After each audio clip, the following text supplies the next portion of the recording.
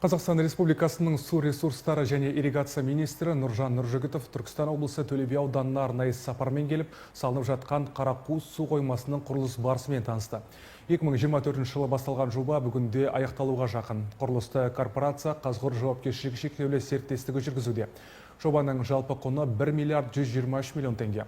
Бүгінде ауданда 4 су қоймасы бар. Соның ішінде ащы су қоймасы 206 миллион теңгеге күрделі жөндеуден өтуде. Сонымен қатар Кәусар су тоғандары мен Абай су қорғау бөгетінде қауіпсіздік шаралары күшейтілген.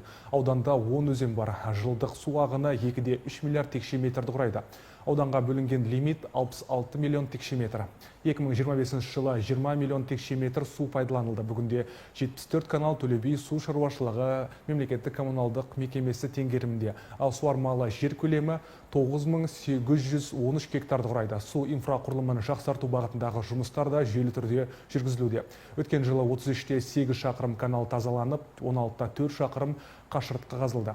2026 жылы 20 каналға механикалық тазалау жүргізіліп, 14-те 58 шақырым қашыртқыны ретке келтіру жоспарланған. Су үнемдеу технологияларын енгізу бағытында да нақты нәтижелер бар. 2025 жылы 612 гектарға енгізіліп, жоспар 100% орындалды. 2026 жылы бұл көрсеткіш 412 гектарға жеткізу көзделіп отыр. Жалпы Қарақуыз су қоймасының құрылысы мен су инфрақұрылымын дамыту жұмыстары өңірдің су қауіпсіздігін нығайтып, ауыл шаруашылығының тұрақты дамуына оң әсерін тигізеді.